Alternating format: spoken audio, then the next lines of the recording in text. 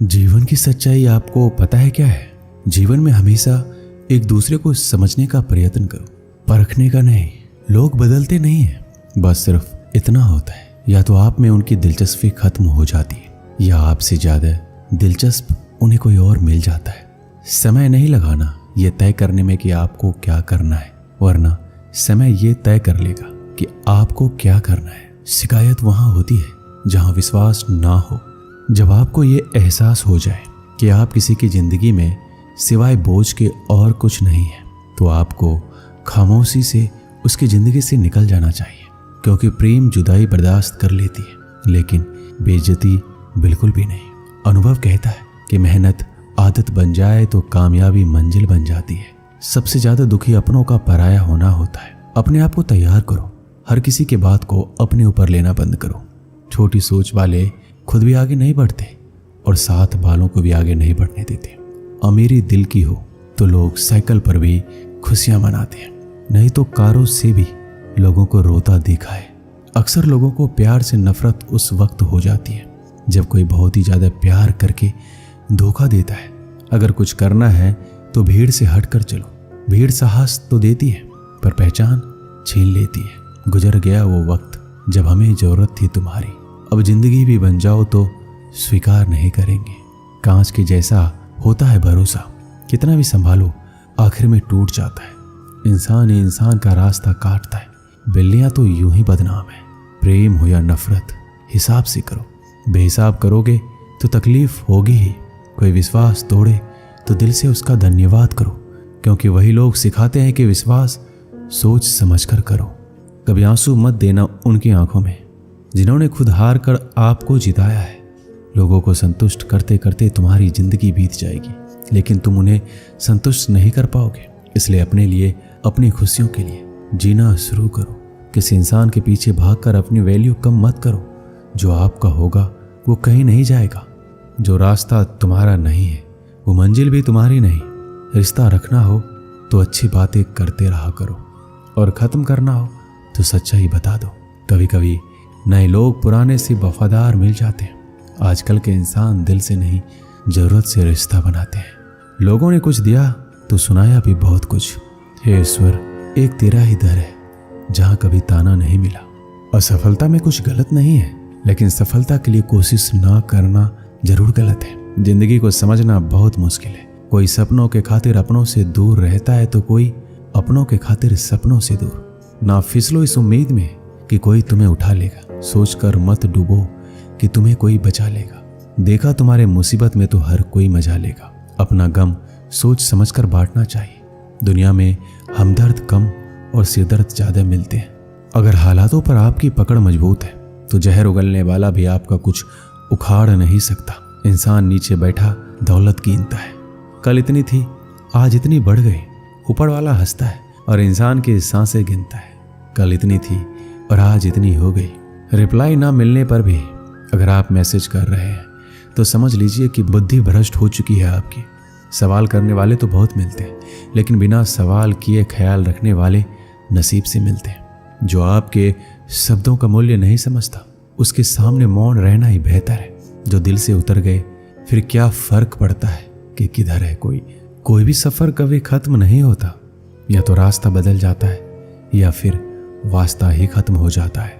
दोस्तों, आज मैं आपको भगवान श्री कृष्ण के द्वारा दिए गई 5 ऐसी बातों के बारे में बताऊंगा जिससे आपकी जिंदगी और भी आसान हो जाएगी और आपके मन में चल रहे सारे सवाल के उत्तर मिल जाएंगे। श्री कृष्ण कहते हैं, लोग क्या कहेंगे इस बारे में विचार करके ही कार्य करने चाहिए। ये गीता का सबसे क्रांतिकारी संदेश है, क्योंकि आज के मोटिवेशनल स्पीकर कहते हैं कि लोग क्या कहेंगे इसकी परवाह मत करो। लोगों का तो काम है कहना। लेकिन जो दुनिया के सबसे बड़े मोटिवेशनल स्पीकर हैं, यानी कि स्वयं श्री कृष्ण, जब महाभारत में अर्जुन कहते हैं कि माधव, ये सब मेरे चाचा ताऊ हैं, मेरे गुरु हैं, मैं इनको नहीं मार सकता, मैं युद्ध नहीं करूंगा, तो श्री कृष्ण कहते हैं, हे पार्थ, मन की इस दुर्बलता को त्याग दो, नपुंसकता को प्राप्त मत हो, गांडीव उठाओ और युद्ध करो, क्योंकि अगर तुम इस युद्ध भूमि में आकर युद्ध नहीं लड़ोगे तो लोग तुम्हें युगों युगों तक कायर और डरपोक कहेंगे। तो श्री कृष्ण यहाँ अर्जुन से कह रहे हैं कि अगर युद्ध नहीं करोगे तो दुनिया तुम्हें कायर कहेगी, इससे आप खुद समझ सकते हैं कि लोग क्या कहेंगे। इस बात की परवाह करनी चाहिए, क्योंकि अगर किसी को लोगों के गलत कहने का भय नहीं होगा तो वो गलत और अनैतिक काम करने से पहले सोचेगा ही नहीं। तो अगर एक दो लोग आपको कुछ उल्टा सीधा कहते हैं तो उसकी मत सुनो, लेकिन अगर सभी लोग आपको गलत बोलते हैं तो ये मत कहो कि लोगों का काम है कहना। अपने अंदर झांको और देखो कि आप कहाँ पर गलती कर रहे हैं। श्री कृष्ण दूसरी बात कहते हैं, इंसानियत के सिवा इस दुनिया में कुछ भी नहीं रहता है। इंसान जब पैदा होता है तब वो नंगा आता है, जब वो मरता है तब उसको ऐसे ही जला दिया जाता है, उसके साथ में कुछ भी नहीं जाता। जिंदगी में आपको जो कुछ भी यहाँ आने पर मिला है वह आपके आने से पहले किसी और का था, और जब आप यहाँ से चले जाओगे तो किसी और का हो जाएगा। जो पैसे आपके पास है, जो नाम आज आपके पास है और जिस पोजीशन पर आप हैं, उस पोजीशन पर आपसे पहले यहाँ कोई और था।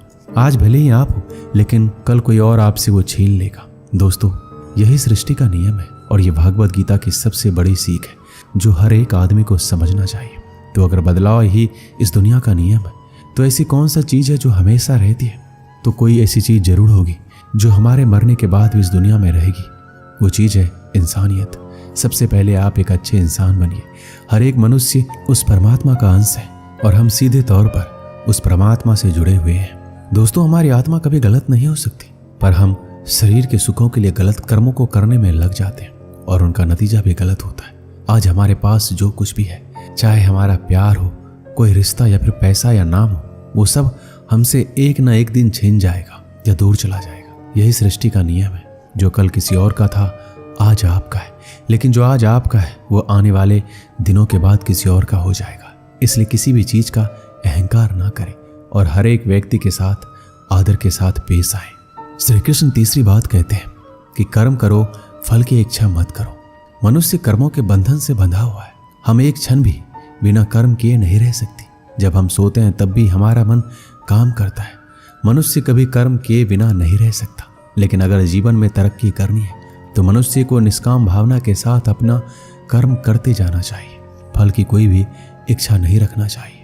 ज्यादातर लोग जब कोई काम करते हैं तो हमेशा इस भावना के साथ करते हैं कि इस कार्य को करने से मुझे भविष्य में कुछ लाभ मिलेगा कि नहीं। लेकिन श्री कृष्ण कहते हैं फल की इच्छा रखने में इंसान में कामुकता बढ़ती है और वो इंद्रियों के अधीन हो जाता है। इसलिए हमें कर्मयोग के सिद्धांत का अनुसरण करना चाहिए। कर्मयोग यानी बिना फल के इच्छा किए कर्म करना चाहिए। बिना इच्छा के कर्म करने का एक फायदा ये भी होता है कि आप काम पर ज्यादा ध्यान दे पाते हैं। श्री कृष्ण चौथी बात बताते हैं, लड़ाई से डरने वाले मिट जाते हैं। जिंदगी एक उत्सव है, संघर्ष नहीं।